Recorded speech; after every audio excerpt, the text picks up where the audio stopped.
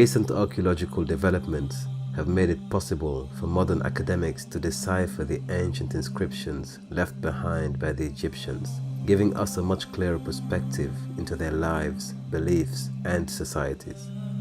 Yet despite the profound mystical appeal and the undeniable influence of ancient Egyptian civilization, the Egyptians themselves were equally intrigued and fascinated by the allure of the unknown, unexplored, and unexplainable. When Egyptian inscriptions became more accessible to Egyptologists following the discovery and decoding of the Rosetta Stone, researchers began to take note of the fact that the ancient Egyptians seemed to have been captivated by a sacred land, one to which they had made many references to in their native language as 𝗃𝙤𝙠𝙘, or the land of the gods. Many ancient descriptions of this magnificent land paint a picture of a luxurious realm, rich in natural resources, from which all good things came into Egypt. To the ancient Egyptians, 𝗃𝙤𝙠𝙘 was a haven, an emporium of heavenly produce and exquisite commodities, which lends its name to fantastic tales and stories comparable to 𝘎𝙧𝙖𝙗𝙬 or Atlantis. The Egyptians paid so much respect and reverence to this land that they gave it many names, one of which was Punt or Puene, which the ancient Greeks translated as Opone. Later on, the Romans called it Cape Aromatica and Regio Cinemaphore, the land of cinnamon. However, the ancient Romans had mistakenly attributed the region with the cultivation and production of cinnamon, whereas it served only as a commercial hub and conduit for the trade and distribution of spices that were imported from the Indian subcontinent and transported elsewhere.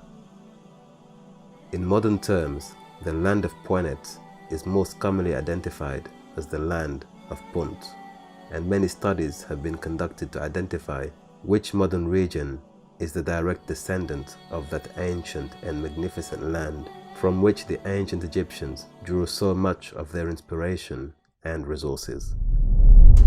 However, the interest was certainly not one-sided.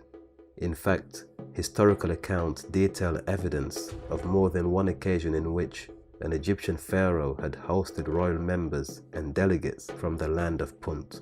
There are also historical accounts of chiefs sending their children from Punt towards Egypt in order to attain an education in the Egyptian courts, alongside other prominent citizens coming from nearby kingdoms and regions such as Kush and Iran.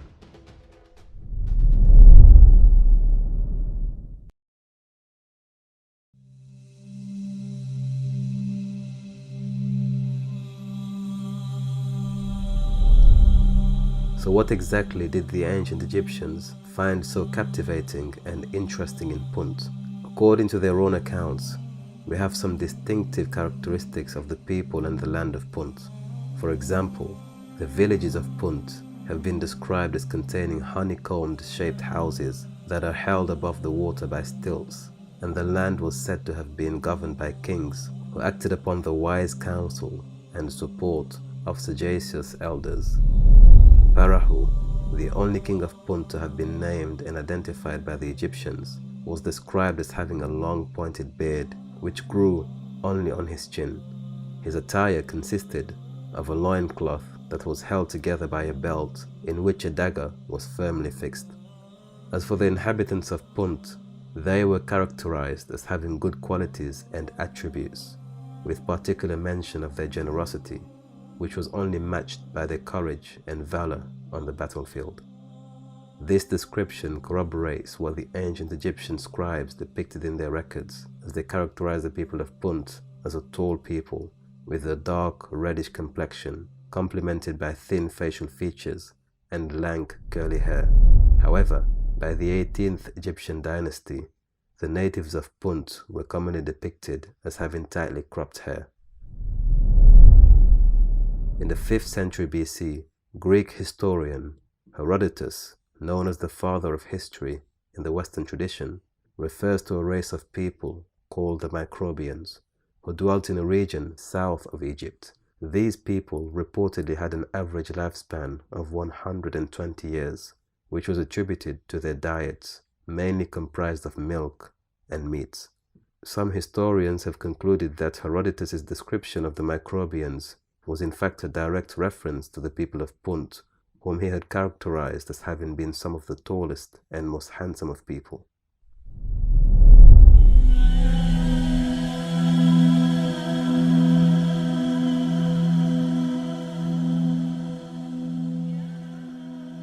Seated strategically between two magnificent continents in close proximity to powerful civilizations, there is sufficient historical evidence to suggest that Punt was a commercial center for several goods that were traded across various parts of the world, including mainland Africa and throughout the Asian continent. The luxurious items that were reportedly transported in and out of Punt included gold, ebony, elephant tusks, wild animals, exotic animal skins, spices, cosmetics, plants, and incense, including the biblically celebrated gifts of frankincense and myrrh. Trade between Egypt and Punt was mutually beneficial, as inscriptions make it clear that a fair and equitable exchange was transacted on either side. The Egyptians were able to extract resources from Punt in exchange for jewelry, tools, and weapons from Egypt. Punt had a special relationship with ancient Egypt, as the latter had sent various expeditions towards Punt in as early as 2480 BC, with much earlier historic records evidencing the fact that the ancient Egyptians had been trading with the people of Punt during the reign of King 𝗏𝗏𝗏, who reigned during the 4th Egyptian dynasty between 2613 and 2498 BCE. He is historically credited with having commissioned the construction of the Great Pyramid of Giza, a landmark that is now counted amongst the 7 wonders of the ancient world. However, the oldest surviving record of a journey to Punt comes to us from the Palermo stone, which dates back to the Old Kingdom during the 5th dynasty, when Egypt was ruled by King 𝗏𝗏 in around 2500 BC. The exact period in which this mutual exchange between Punt and Egypt truly began cannot be qualified conclusively. However, it is most prudent to say that the earliest known trade missions between Egypt and Punt can be dated somewhere between the 4th and the 5th dynastic rule. Later, during the 11th dynastic rule, accounts of another fabulous Egyptian expedition to Punt were documented in 2 inscriptions found in Wadi Hammamat and subsequently attributed to the Egyptian noble Hanenu, who is also known as Hannu. His writings inform us of the mission undertaken during the reign of Mentuhotep III, who ruled Egypt approximately 2000 years before the advent of Christ. The accounts reveal many details of the voyage, including the number of men, estimated to have been 3,000 in total. Mentuhotep III became the first Middle Kingdom ruler known to have sent an expedition to Punt, though such expeditions became more frequent during the 12th Egyptian dynasty. However, later historic records indicate that trade relations between Egypt and Punt were temporarily suspended during the 2nd intermediate period, although the pattern would continue from 1478 BC under the reign of the legendary and much celebrated queen Hatshepsut, who reigned over Egypt during its 18th dynastic rule. According to legendary accounts, the queen was inspired to undertake this fabulous expedition by an oracle of the ancient Egyptian god Amun-Ra during the 9th year of her rule.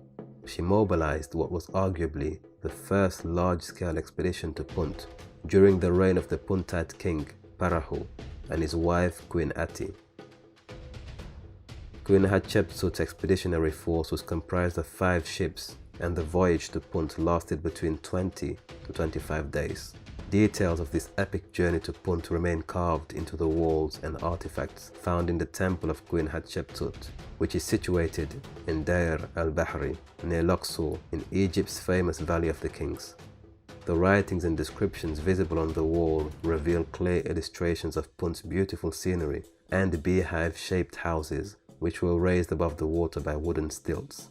There are also visible references to its palm trees and natural surroundings.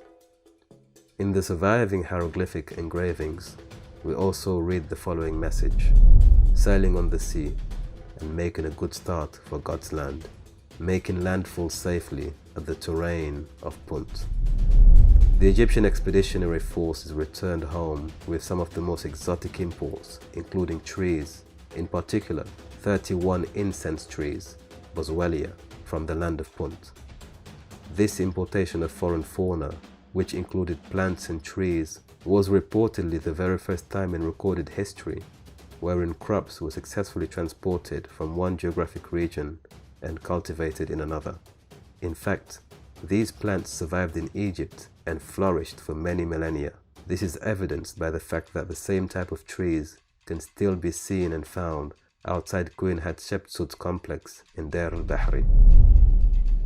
Queen Hatshepsut's expedition to Punt was arguably one of the greatest and most documented journeys to Punt. The Egyptian trade relations with the people of Punt was an ancient and tremendously powerful one, dating back to as early as the 4th or 5th dynasty.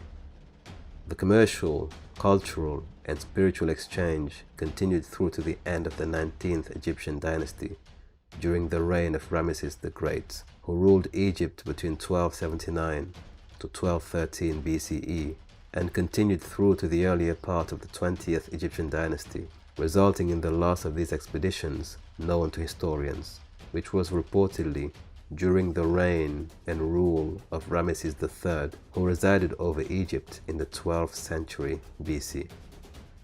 In an ancient papyrus record, Egyptian scribes describe how Ramesses III constructed great transport vessels loaded with limitless goods from Egypt. They reached the land of Punt unaffected by misfortune, safe and respected.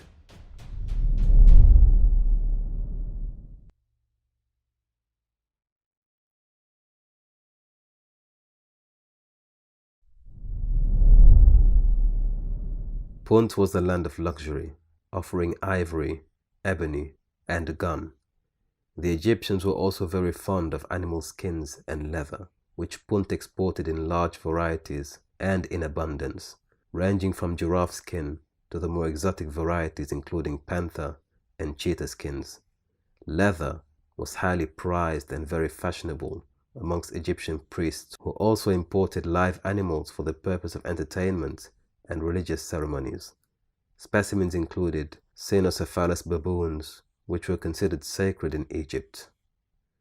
Punt's steady supply of luxury produce into Egypt's ancient temples had earned it a sanctified status with the priestly class, who referred to the region as the personal garden of their god Amun-Ra. The land of Punt was long associated with Egyptian deities due to the fact that many of the items used for their offerings and venerations originated from Punt. However, the two civilizations may have shared a more profound religious and spiritual connection based upon the belief that the gods of Egypt had an affinity and appreciation for the land of Punt.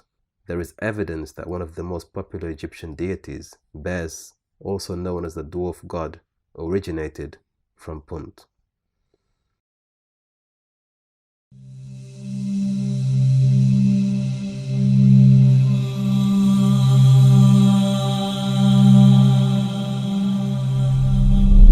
Although ancient Egyptian archives are replete with glorious tales making explicit references to the land of Punt, archaeologists and Egyptologists are yet to find a single proof that they can all agree upon as the definite and irrefutable proof of where Punt currently lies. The ancient Egyptians told us almost everything we need to know, except the most important detail, the location of Punt. It would seem as if the ancient Egyptians had a cruel sense of humor, or perhaps they had conspired to keep this consecrated land sanctified and enshrouded by a perennial mystery. As a matter of fact, not even the glorious queen Hatshepsut reveals anything about the location of Punt, despite the very detailed and elaborate accounts of the magnificent trade envoys she had sent there. The inscriptions on the wall of her tomb tell us about the number of days, the number of vessels, laborers, distances traveled, types of plants, quality of produce, and many other intricate minutiae, but fails to make any mention about the geographic location of their magnificent destination. To this very day, modern scholars and researchers are filtering through thousands of years worth of Egyptian artifacts and inscriptions in search of a clear indication for the location of Punt. Yet since the mid-19th century, not one of these scholarly endeavors has resulted in a conclusive answer to this ancient riddle. For over 150 years, the higher ranks of academia have scoured through maps, scribbling and circling over many modern nations that may potentially be the true location of ancient Punt. A multitude of elaborate theories have since been advanced, favoring a colorful collection of potential locations ranging from places such as Syria, Sinai, Yemen, Eastern Sudan, Northern Ethiopia, Somalia, Kenya, and even Sri Lanka.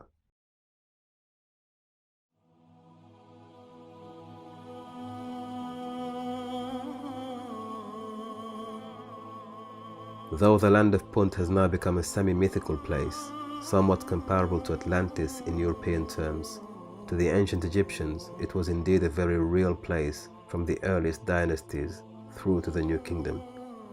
Interestingly, the exact reasons as to why the legacy of Punt gradually faded out of reality and was subsequently reintroduced to the realms and confines of legend and mythology is not known to us. However, following the reign of Ramesses III, Punt gradually became more and more obscure in the texts and records of Egyptian chroniclers until it was eventually resigned to legendary tales of mythological status.